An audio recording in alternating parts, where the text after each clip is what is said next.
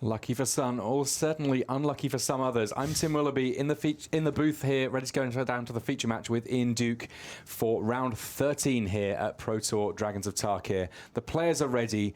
Well, let's go down and see some more magic.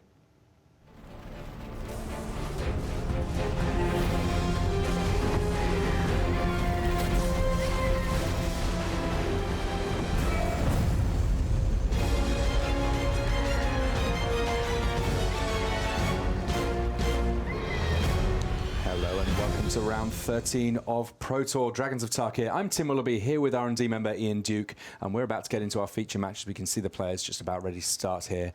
On the left of our screen, the finalist from Pro Tour Gatecrash, that's Larsson from Sweden. If we're talking about unlucky players in round 13, Joel might count because he's already taken a little bit of a mulligan in this match up against Rick Lee, who's playing Abzan aggro. You see Lee there just calmly prepared, ready for the next match as he tries to make an onslaught of top 8. Each of these players on X and 3, so as Rich was just saying, potentially a little bit of work to do for each of them to get there, but each of their weapons pretty powerful ones. Let's start off by talking about Joel Larsson's red-green Dragons deck.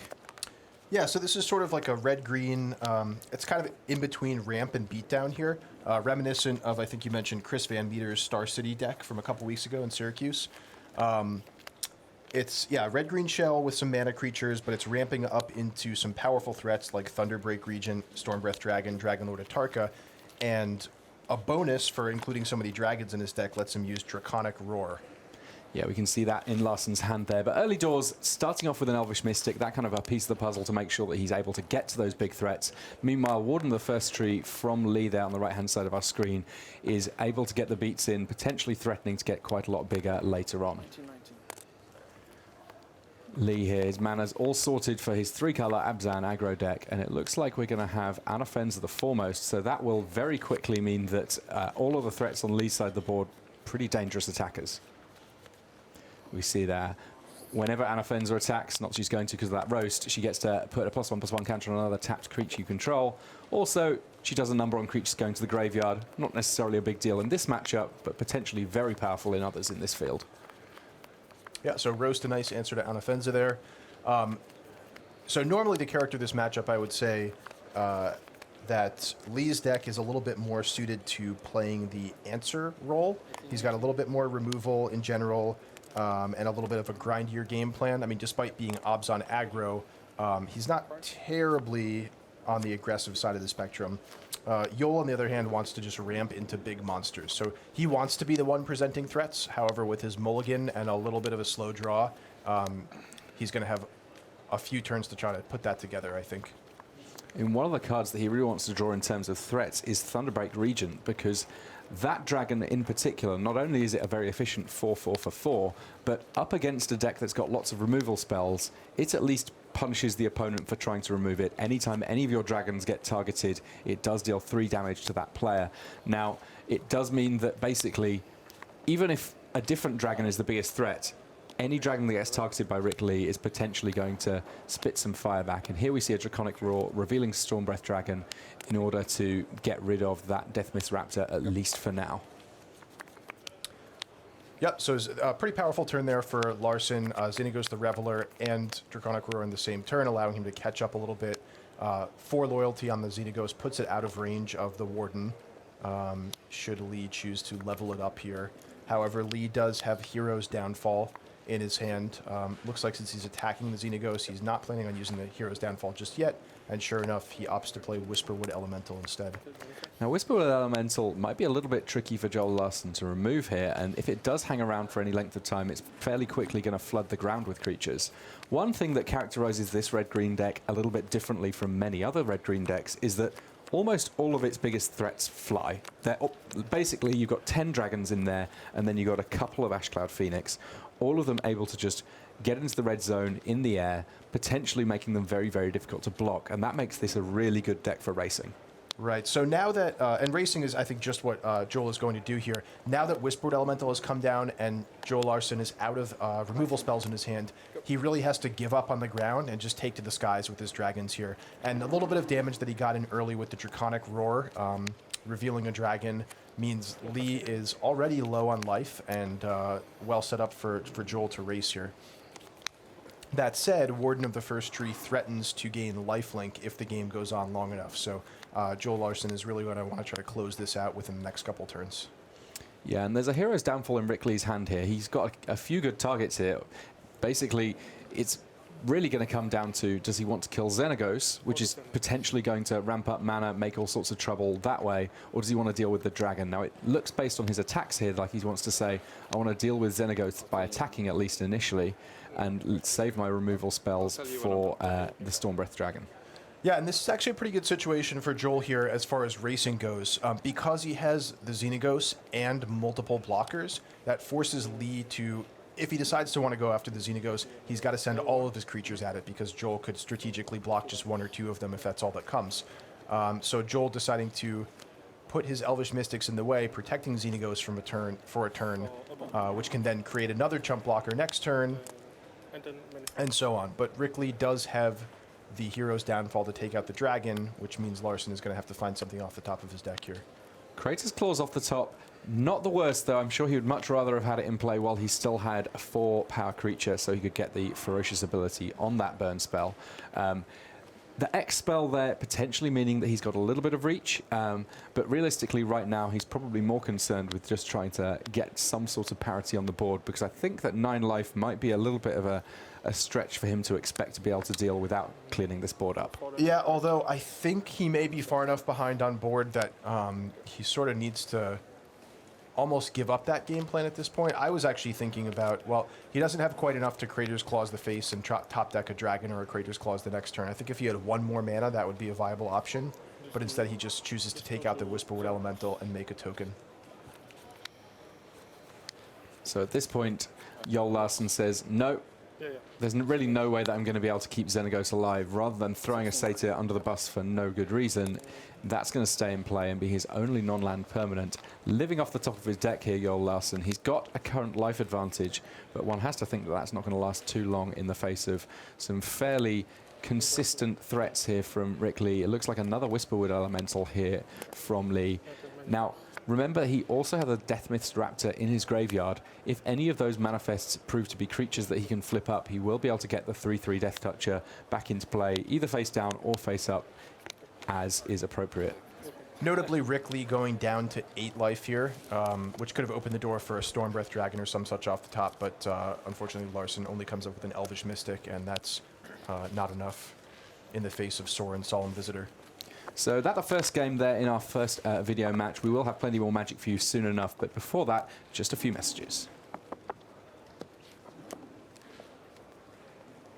With card sleeves, deck boxes, playmats, and portfolios showing off the best Magic art, Ultra Pro is the standard for safe storage.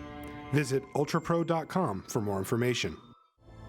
Make Magic history by joining in on the biggest Magic Premier Play weekend ever, featuring events in Chiba, Utrecht, and Las Vegas.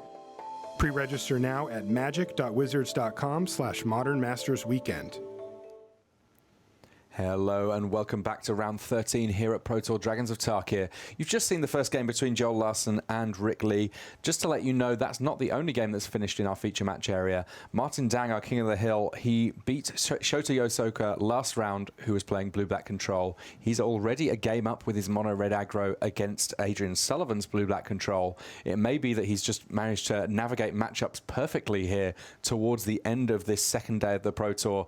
His aggro deck doing very well against the Blue-Black Control decks. But we're going to have a live look in now on our match between Andrew Oldschwager. He's playing Blue-Black Control as well, and he's up against Jason Chung, who's on Red-Green Dragons. So a relatively familiar set of cards on the right-hand side of our screen, and our dragon count going crazy here as Dragon Lord Ojutai coming down for Oldschwager, taking that Stormbreath Dragon and potentially ending this game very fast, because Jason Chung on just 8 life. Yeah, just a quick correction there. That is Dragon Lord Silumgar, actually. It looks like we came in at just an exciting moment. Dragon Lord Silumgar grabbing that Stormbreath Dragon looks to be turning the tide for Andrew Oldschwager. With Jason Chung at just 8 life, looks like this game could be over in a couple attacks from these dragons if they go unanswered. Yeah, there, Oldschwager just showing that he had a Silumgar Scorn to stop whatever the first threat was from Chung's deck. And that enough to end the game there. So we got a chance to see the death blow and indeed increase our dragon count on camera, but not really to see the full feel of the match. So we're going to get a chance to look at another one of our games here, this one from the back table, and another one potentially that could be moderately draconic.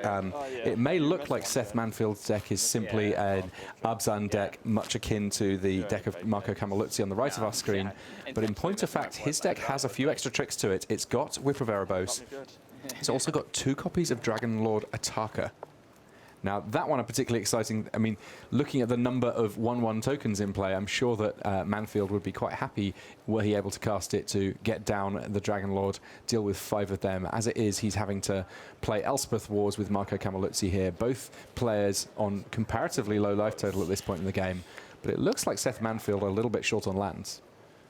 Yeah, this looks like a classic case of Elspeth versus Elspeth, where one player was able to get ahead in the tokens and now can just start attacking each turn and forcing some damage through. If Seth Manfield is indeed out of cards in hand, which it appears like he is, he's definitely in rough shape here. I'm not sure what he has in his deck that could get him out.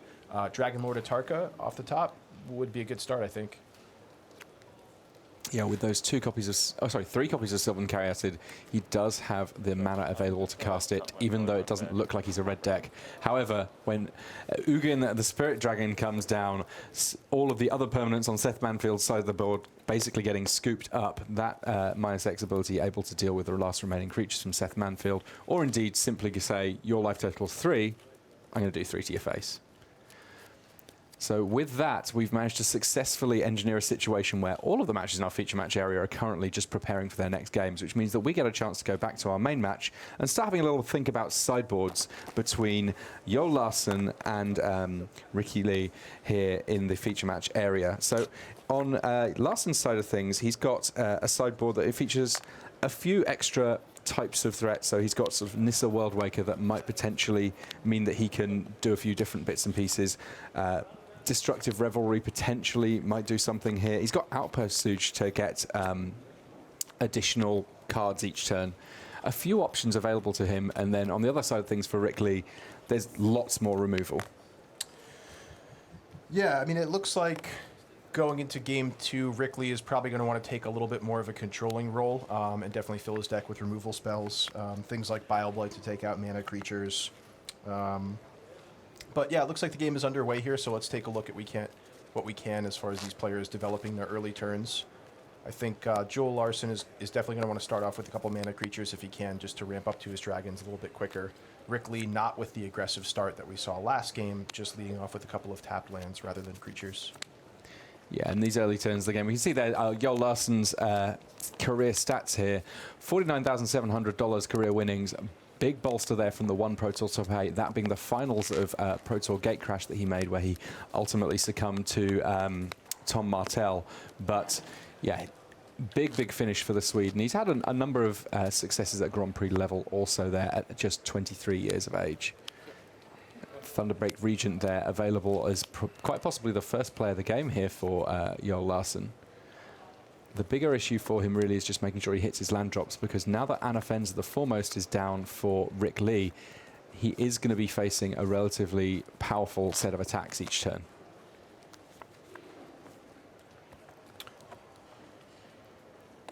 So it looks like potentially a Stormbreath Dragon coming out here for Joel Larsson. 1919. Which would let him get ahead in the race. I mean, the thing is, since his threats are flying, and some of them are hasty, it looks like if he can get on the board, relatively quickly, he's going to be definitely the aggressor here. And sure enough, Thunderbreak Regent comes out. Rick Lee will get the first attack in here, but next turn, if Larsson can hit his 5th land drop, which I believe he can, he'll add a Stormbreath Dragon to crack back for 8. Yeah, it's going to be an interesting kind of a race here, because it does look like Rick Lee has a Siege Rhino to follow up with. So that not only does the initial draining of Joel Larsson's life, it also gives a creature for Anna Fenza to put counters onto. And it potentially means that even though Joel Larsson is going to be able to crack back with haste with a Stormbreath Dragon, it's not abundantly clear that he's going to be favored in this race. However, it does look like Larsson has 2 copies of Stormbreath Dragon. So adding one to the battlefield this turn will allow him attack for 8, knocking Rickley down to 14 life. It looks like life totals just got updated. And another one the following turn would be another 12 damage, knocking Rickley down to 2. That's not quite enough to get there.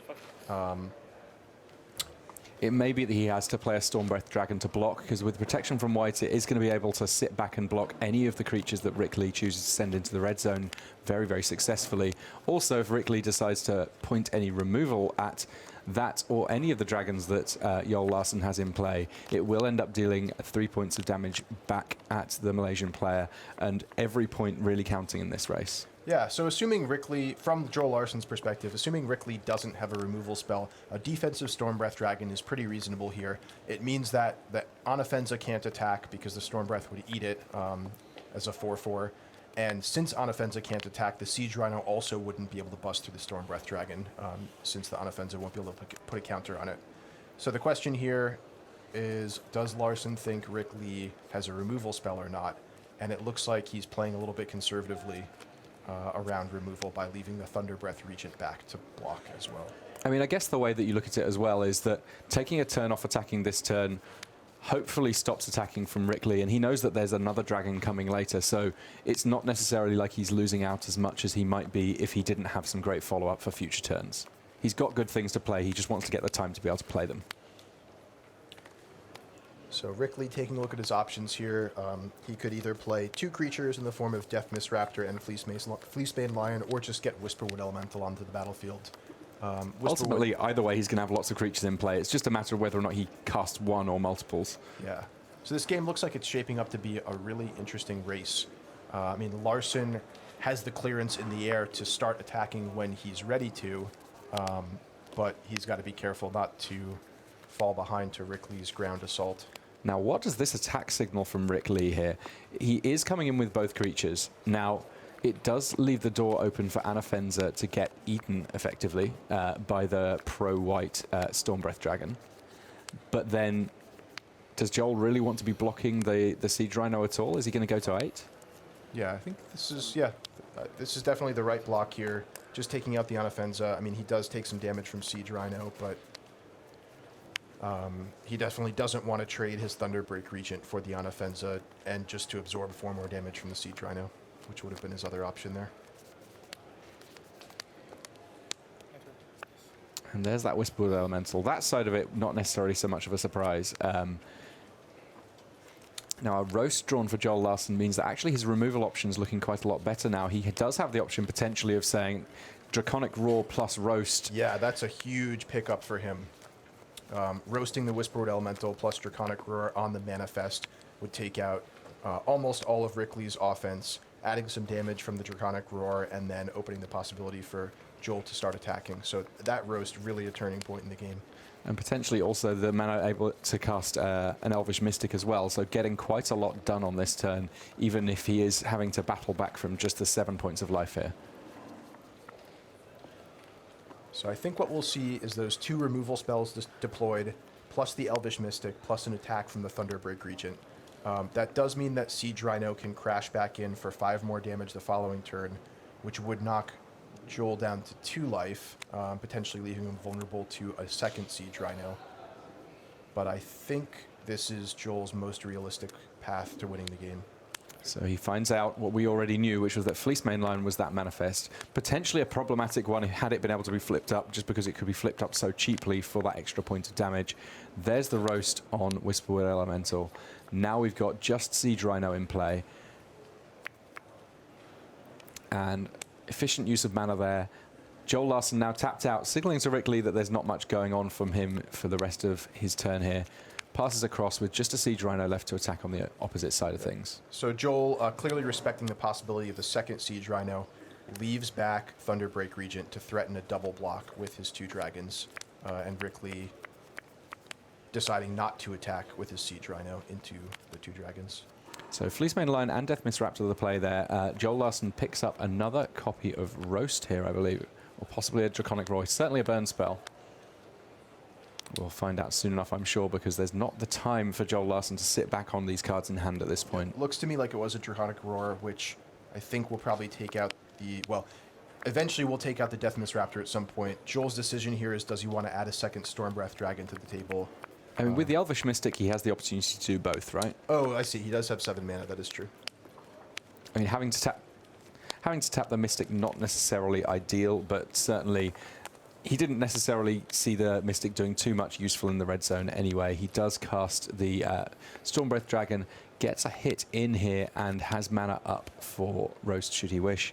And just to let you know, Andrew Olschwager against Jason Chung, that one is going to be going to a Game 3. Plenty more going on in our feature match area here at Pro Tour Dragons of Tarkir. In comes the team for Rick Lee, a pair of 3/3s and a 5/6 Siege Rhino. I believe what we'll see is Joel Larsson, Draconic Roar on the Death Mist Raptor, and putting the dragons in front. Decides to make the block first, forcing Rick Lee to tap mana, playing around a potential Abzan Charm.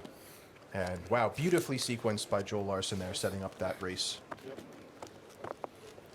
Big plays there from Joel Larsson, doing a huge amount of work there. It looked very, very dodgy for him for much of that game. Not necessarily because he didn't have a good hand, but just because he was always having to be so much on the back foot. Yeah, and the key point for him there was drawing that roast on that critical turn. So we're going to get a little bit of a look in on one of the matches that we've seen something of already, which is Seth Manfield up against Marco Camiluzzi over on our back table there. This one is being covered in text, so you will later on be able to read Craig Jones' expertly written coverage of this. Welcome back to the coverage team, Craig. It's been a while. And we see here a Siege Rhino in play for Seth Manfield already, Tasigur for Marco Camiluzzi, and with just a Siege Rhino in the graveyard, it may well be that Tasigur is going to be able to get back a threat for Marco Camiluzzi soon enough. Thoughtseize revealing double Heroes Downfall and End Hostilities in Camiluzzi's hand. That End Hostilities really signalling that this is a very controlling version of Abzan on the Italian side of the table. Seth Manfield, meanwhile, his deck has control elements, certainly, but it's also got the likes of Dragon Lord Ataka, who plays every role. So the Thoughtseize here, Seth Manfield carefully noting down the contents of Camiluzzi's hand before putting Heroes Downfall in the bin, and another Siege Rhino, meaning that Seth Manfield has to feel relatively confident that this game is in his sights. I'll surrender the draw there from Camiluzzi. Has it begun? The elemental? Pardon? The elemental be good for you? Elemental. You can just hear Larsson checking a couple of bits and pieces there as he sideboards for his next game. But we see in this match, End Hostilities clearing out the board and an Abzan Charm from Seth Manfield here, meaning that he gets to continue to potentially draw threats, though at least one of them looks to just be a forest. Sylvan Caryatid. So Camiluzzi behind on life, but well stocked with removal spells for Seth Manfield's next couple of threats. Well stocked with the removal, pretty much the definition of what Marco Camiluzzi is trying to do in this tournament. It's just going to be a matter of whether or not at 4 life he can afford to be too coy with the likes of his card drawing spells, I think. Often that's what the Abzan control decks are looking to do, is say, I can potentially run as many as 8 card drawing spells if I want to. That's as many of the blue control decks, if not more. But here, a little bit under pressure in terms of life. Not that many lands in play. He's got to be worried that at any moment Seth Manfield could drop a threat that could finish him in one go. What do you? What's your life total? 4. I'm sorry, understood you said... Seth Manfield asking what the life total is. That never a good sign. And here we see Whip of Erebos immediately being activated to make a Siege Rhino. Now that Siege Rhino, when it comes into play, is going to drain Camiluzzi for 3, and then also have haste, able to attack in. Marco Camiluzzi says, nope, that's enough for me. I can't deal with that at this moment in time. And so Seth Manfield wins that game. Marco Camiluzzi there was already up a game, so that squares things up. We will see some more magic from them. But in the meantime, it looks like opening hands are being drawn by Joel Larsson and Rick Lee here on our front table. Hopefully we won't have any mulligans and we'll get a chance to see what happens in this, the deciding game between red-green dragons on the left and Abzan control. Oh, sorry, Abzan aggro on the right-hand side of our screens.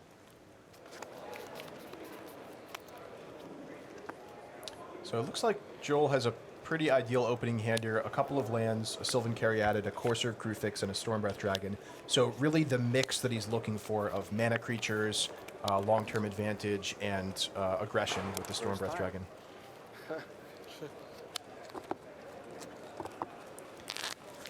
Yeah, and here we have Rick Lee just developing his mana also. fetch lands not necessarily as exciting about getting to the high mana costs as having the likes of Sylvan Caryatid, but actually Rick Lee's deck, as an aggro build, is foregoing some of the acceleration in order to have more threats at those low mana costs. So Rick Lee picking up a Hero's Downfall that turn, preparing him for the onslaught of dragons soon to come. And it sounds like Adrian Sullivan has evened up his match against Martin Dang. We now have all game 3s in the feature match area. It turns out that Martin Dang doesn't just have a golden ticket into this top 8. He's not got a free ride against these blue-black control decks. Adrian Sullivan finding a way of squaring things up there.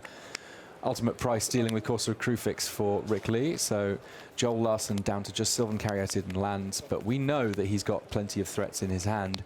He just needs to hope that those threats are going to be fast enough to deal with that. Surak, the Hunt Caller, has come into play for Rick Lee here. So Joel having the option to add Stormbreath Dragon to the battlefield this turn.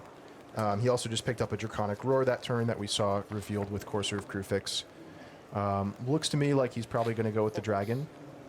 Yeah, Although 4 toughness, kind of a tricky one for the Red Green Dragons deck to deal with outside of that roast. Doesn't necessarily have an easy way of 1-for-1ing against Surak the Hunt Caller without the brand new one-word burn spell. I know that R&D is careful about not using those one-word names on bad cards because they always seem quite iconic when you start playing them. Draconic Roar, a card that's otherwise really strong against Rick Lee's deck, taking out things like Fleecemane Lions and Warden of the First Tree. But given that Rick Lee was able to see it revealed to the Courser of Krufix, he can now sequence his next couple turns to leave himself resilient against Draconic Roar. Look at that cards in hand for Joel Larsson here. That is a racing hand if ever I saw one. I mean, racing Surak the Hunt Caller potentially difficult because once it reaches the point where Formidable is a thing, you will find that all of Rick Lee's threats seem to have haste at the appropriate moment. And here we see him tapping 3 mana. Looks like he's taking a little bit of pain from his lands and he's saying, I don't think I can afford to race just now. I'm going to kill your dragon and then just get stuck in for 5. Yeah, Rick Lee looking to have the upper hand here, still with an On Offense of the Foremost, 6th land, and an Elspeth in his hand. So we're definitely going to have to see Joel Larsson pull something from the top of his library to get back into this game. Thunderbreak Regent the play there. He's got both of his creatures back here. He didn't need to tap that Sylvan Caryatid, so that, if anything, gives him a small amount of extra insurance if something scary does get played and end up having haste. He's got the extra option at a blocker. Doesn't necessarily want to throw that Caryatid under the bus, but actually there's not too many things in his deck that are going to cost more than the 5 mana he can produce from his lands anyway. So nice to have that option, I suppose. Elspeth Sun's Champion, definitely something that isn't really what Joel Larsson wants to see here. And the attack from Anafenza means that now Surak the Hunt Caller at some point is going to be formidable all on his own with a few extra counters. Now a 6/5 creature running into the red zone alongside Anafenza. So it does look like Rick Lee has a copy of Dromoka's Command in his hand, which he could use to add a +1/+1 counter to Anafenza should Joel choose to block with his Thunderbreak Regent here. I mean, that almost all of the modes on Dromoka's Command potentially great options in this matchup. Being able to prevent the damage of a spell, very powerful against some of the options for removal that Larsson has, because all of his removal is damage based. Sacrificing an enchantment might not sound like a big deal, but you know what? Not Sylvan Caryatid, your Courser of Krufix is an enchantment, and then +1/+1 counters, they're always great. And fighting, well, Rick Lee's got some big creatures to fight with. So it'll be interesting to see what he chooses to do with his Dromoka's Command. I mean, one possible option is just adding a +1/+1 counter to Anafenza and sort of burning the other mode, but, you know, causing Joel to sacrifice an enchantment he doesn't have or something along those lines, so as not to target the Thunderbreak Regent. I mean, another thing that he could... Yeah, I mean, I guess making any kind of a fight with a Thunderbreak Regent is going to potentially mean that he has to take a bit of damage back, so I can see why that's not so attractive. In point of fact, he just says, I'm kind of okay with trading here. This is always going to be a good spell in my deck. And using it to counter a removal spell might well just be the most powerful thing that he can do here now that he's got a threat on the board. Yep, great point. One of the modes on Dromoka's Command is to prevent damage from an instant or sorcery. So he can do that as well as adding a +1/+1 counter to his creature or instigating a fight or so on. So I think saving the card there and waiting for an opportunity to get a 2-for-1 is definitely more valuable. We've got our first result from the feature match area. Red-green dragons in the hand of Jason Chung is our first victor here. He now advances to 11-2. Great result from the New Zealander there over Andrew Olschwager playing blue-black control. Surak, the hunt caller, currently hunting elves, quite successfully it must be said. Attacking in the chump block from Joel Larsson, and here a Whisperwood Elemental, meaning that soon enough Rickley's board will be flooded with creatures. And the scary thing about the Manifest in this deck is that there are plenty of quite powerful creatures that can be flipped face up from Manifest position. And Rickley just really running away with this game here with this 4 toughness creatures matching up so well against Joel Larsson's Draconic Roar in his hand. Joel sitting on just a Draconic Roar, and I think, is that a Mana Confluence in his hand? Yeah. It is, yes. I mean, it's a tricky one because as much as Draconic Roar doesn't look great in this situation, there's no way on earth that it's not going to be in Joel Larsson's deck after sideboarding. It's still a removal spell, and when you've got a dragon in play, it still does do extra damage. We see there Haven of the Spirit Dragon coming down for Joel Larsson. Now, not only does that fix his mana, it does mean that he can potentially make sure that he gets at least one threat next turn in terms of a dragon out of his graveyard. We see currently a land on the top of his deck, which he will be drawing for the following turn. So Haven of the Spirit Dragon, a nice find off the Courser of Krufix. Unfortunately, it might be a bit too late here as Rickley continues to crash in with his 6/5 Surak and 4/4 Whisperwood Elemental. Whisperwood Elemental going unchecked and producing manifests each turn.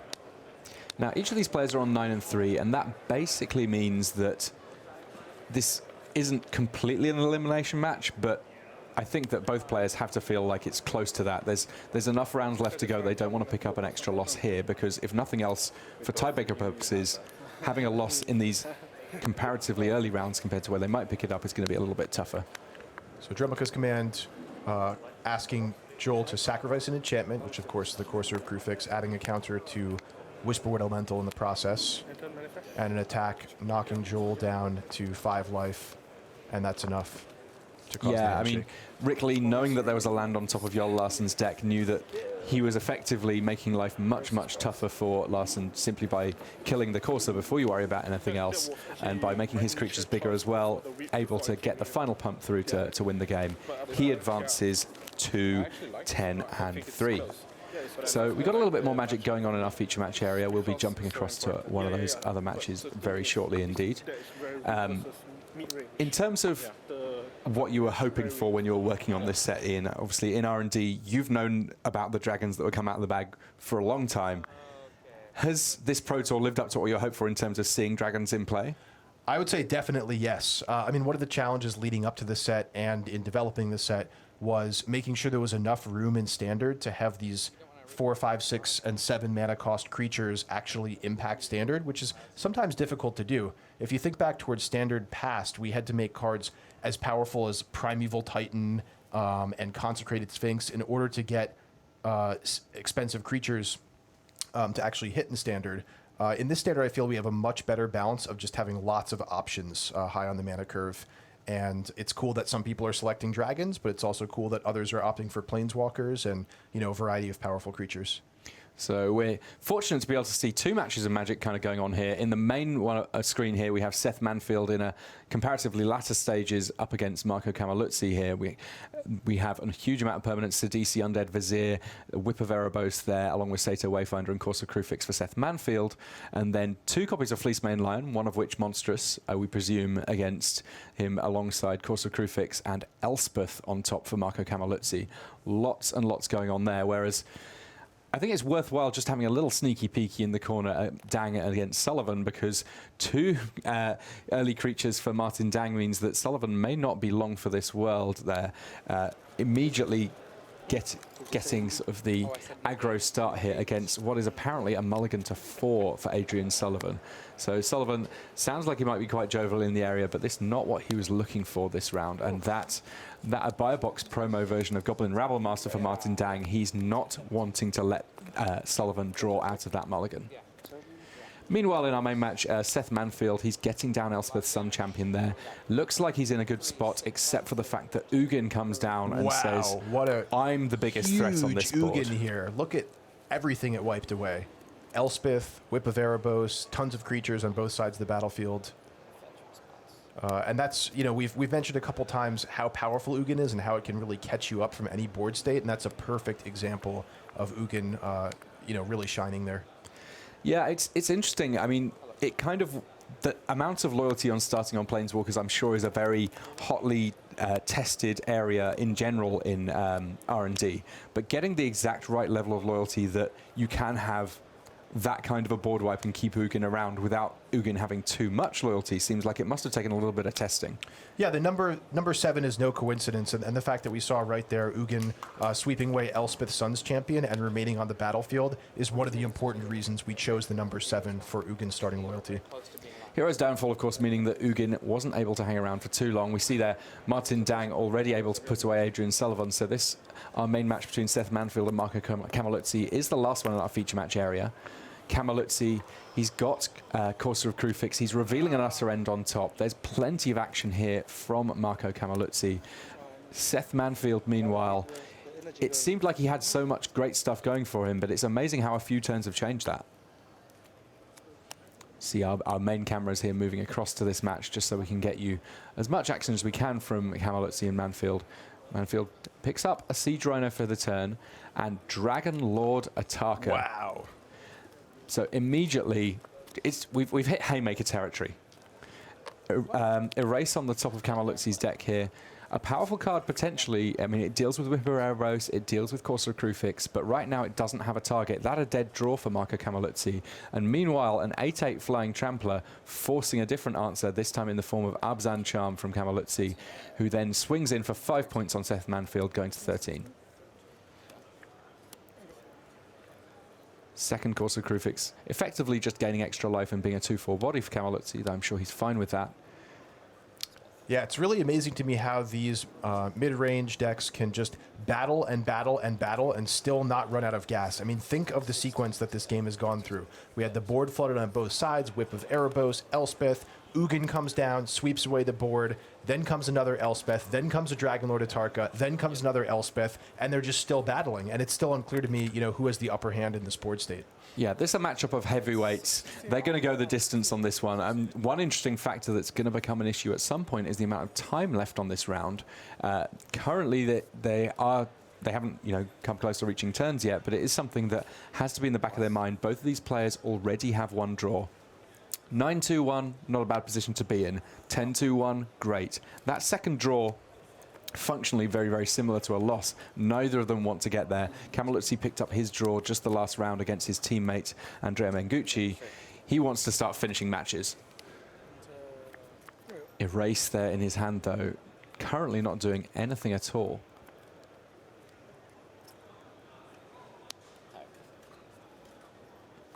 Siege Rhino coming in here, forcing something from Camilluzzi. Take 4. 14. However, read the bones revealed on the top for Camilluzzi, a really important pickup for him on the following turn. He's looking to find an answer to this Elspeth that's just kind of running away with the game on Seth Manfield's side of the table. 7 loyalty counters on that Elspeth does threaten an ultimate. 7 loyalty means that you can get an emblem to give your creatures flying and +2/+2, which is typically enough to end the game pretty swiftly. It may be that Seth says that he's happy to fill the board from now on, but I'd be pretty tempted to just fly in. Oh yeah, absolutely. I mean, given the opportunity next turn, he's certainly going to emblem and try to end the game. And Haven of the Spirit Dragon in Manfield's hand, potentially an option to get back Dragon Lord of Tarkir. Yeah, and I like how he's saving it in his hand as a surprise. I mean, he doesn't need the extra land now, and you know, Camilluzzi probably thinks that Seth Manfield has a land in his hand, but he's not expecting that land to turn into a dragon. So, again, just another example of how these mid-range decks just don't run out of gas. They just continue to have things to do going into a long game like this. Yeah, I mean, part of this is down to Courser of Krufix, right? We see here Camiluzzi, after he's read the bones, he managed to get an utter end into his hand and a siege rhino. There was a land on top, but he didn't need to be stuck drawing that land. He just got to put it straight into play, gain 2 life off copies of Courser of Crufix. Now he's casting a siege rhino. Neither of these players' life totals are particularly moving down. They're just kind of wavering up and down a little bit as they jockey for position in this match. There's the utter end on Elspeth. She's not going to be doing any ultimating in terms of this game, at least. And actually, Dragonlord of Tarkir is in exile, so that's not an option to get back for a Seth Manfield. He does have a second copy in his deck, though, so it's still a live draw for him.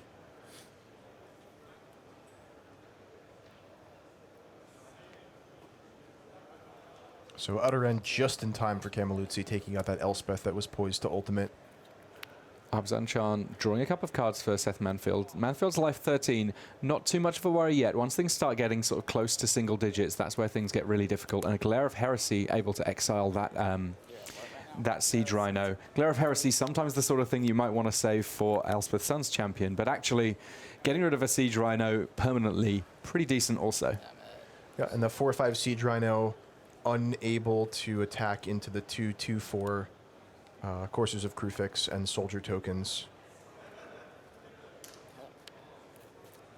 Although Murderous Cut may change that dynamic. I'd have been tempted to, if the line was to actually attack here at all, then attack first and potentially get the Murderous Cut if there's a multiple block. I think the fact that this has been cast before combat potentially means that he's not going to be swinging with the Siege Rhino this turn, perhaps. Yeah, we'll see. It may also mean that he's going to be attacking with the rest of the Soldier tokens. Camiluzzi activating his Windswept Heath before the Courser of Crufix goes away. That, of course, meaning that he gets to gain more life for extra lands coming into play. Certainly relevant. 11 to 17. Yes, 11. Life totals now 11-17. Just confirming, with so many life changes between paying life to fetch lands, gaining life for lands coming into play, always makes sense to make sure that there's not any confusion too early on, because backtracking can be very difficult indeed. Yep.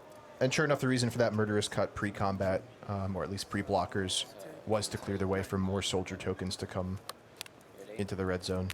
And we see Soldier tokens on both sides kind of trading off, making the board a little bit clearer. One of the things that we get pressured on a little bit in the feature match area, do we have enough Soldier tokens for Elspeth standard?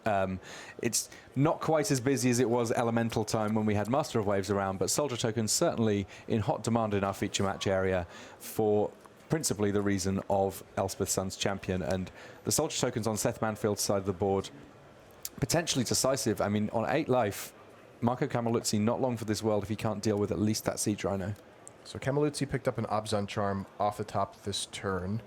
It'll be interesting to see how he uses it. I mean, the simplest option is just to take out the Siege Rhino, but he may be tempted to draw 2 cards here. He is on 8 life, facing down a number of creatures, so going any lower on life is pretty dangerous here, but he may figure his best chances are just to try to outcard Seth Manfield at this point.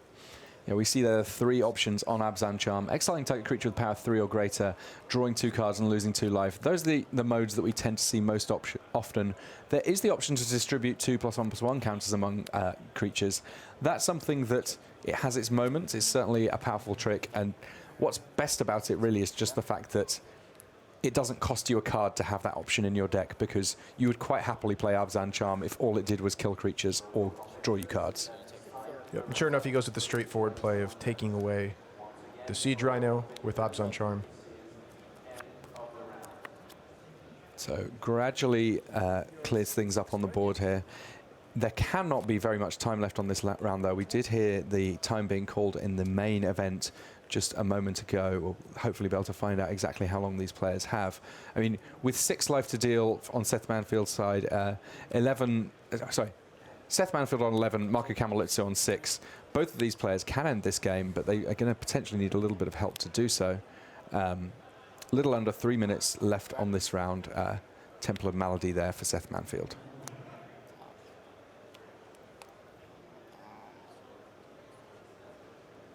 So interestingly there, Seth Manfield with an Abzan Charm of his own chose to draw 2 cards rather than taking out the Courser of Crufix, and that's probably due to the fact that he knows that Nissa Worldwaker is coming up next turn for Marco Camiluzzi, and he's going to need more cards of his own in order to match the power of that Planeswalker. Yeah, Nissa here, a number of abilities that are powerful. I think that initially it may well be that the land in play for Marco Camiluzzi start doing double duty. +1, target land you control becomes a 4/4 elemental creature with trample. It is still a land, and that's relevant because things like Utter End, they're not going to be able to kill an animated land because Utter End says exile target non-land permanent. So in just a few short turns, Marco Camiluzzi went from facing down an army of soldier tokens and all the way down to 4 life as a result, to turning the tables with a Nissa Worldwaker of his own. But the tables have turned yet again as Seth Manfield He sneaks through Ugin. 1 point. He's got 2 attackers, sneaks through 1 point, and that means that Ugin, 3 points of burn damage from Ugin, enough to end that match. Seth Manfield advances to 10-2-1. He had a fantastic finish at the last Pro Tour. He made the top 8 of Pro Tour Fate Reforged. He's back again in the feature match area in the late rounds of Pro Tour Dragons of Tarkir. Watch out for Seth Manfield, folks. He's a very, very powerful player. Back in the booth, Tim Willoughby and Ian Duke. It's been a great round. We've seen an awful lot of different magic from the last round. We've seen the power of Dragons of Tarkir. Yeah, absolutely. A lot of back and forth games there. I really love the ones between Joel Larsson and Rick Lee. Some pretty dynamic races there, just in terms of Stormbreath Dragon flying over the top versus a combination of removal spells and Whisperwood Elemental sealing up the ground for Rick Lee. In the background, we saw Adrian Sullivan take a crucial loss there to Martin Dang's red deck wins, just getting brutally punished at a mulligan to 4. Yeah, punish is the word. I mean, that one of the things that the red deck does very, very well. It says, if you stumble, I'll get you. Yeah. And that's exactly what Martin Dang's been doing in the feature match area all day. Still our king of the hill. We'll be seeing him in the feature match area next round. That was round 13. I mean, there's not that many rounds left in the Pro Tour. The people that are in our feature match area from now on, they've got to be thinking about what they need for top 8, right? Yeah, and it still looks like, it looks like 37 points is still the holy grail. If you reach that, you're in great shape. But we may see a couple 36s slip in as well due to the number of draws that we have. And I tell you what, if you want to find out exactly which players are in the running to make that top 8, we've got exactly the person to tell you. Let's head back to the news desk for that info.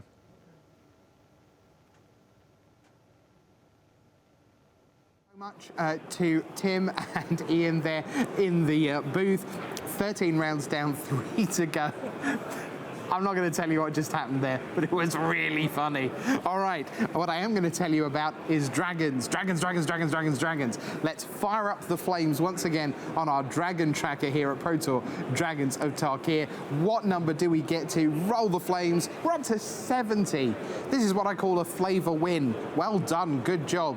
How many gods would we have had at Theros, I wonder? Might have to go back and check that coverage to find out. But 70 dragons have found their way into action already. 3 rounds of Swiss to go today, and then 3 sets of rounds tomorrow. All the quarterfinals and the 2 semis and the final will go back to back to back tomorrow, so you will not miss a thing. It's time for 4 from the floor here, so why don't we get to the action and let me start you off with Shota Yasuoka. We've seen him before in 4 from the floor. There he is, one of the fastest control players alive. He was up against Andrea Mengucci of Italy from the top 8 of Pro Tour Journey into Nyx. There's Mengucci whittling through his Utter End and his hero's downfall, and Mengucci took that one. 10-2-1 now for Mengucci. Yasuoka on the brink, 9-3-1. There's Sam Black. Haven't seen much of him this weekend. He's sort of been behind the ball a little bit, but he is at 9-3 coming into this round against that man, Timothy Wu, in his 6th Pro Tour, 51% so far.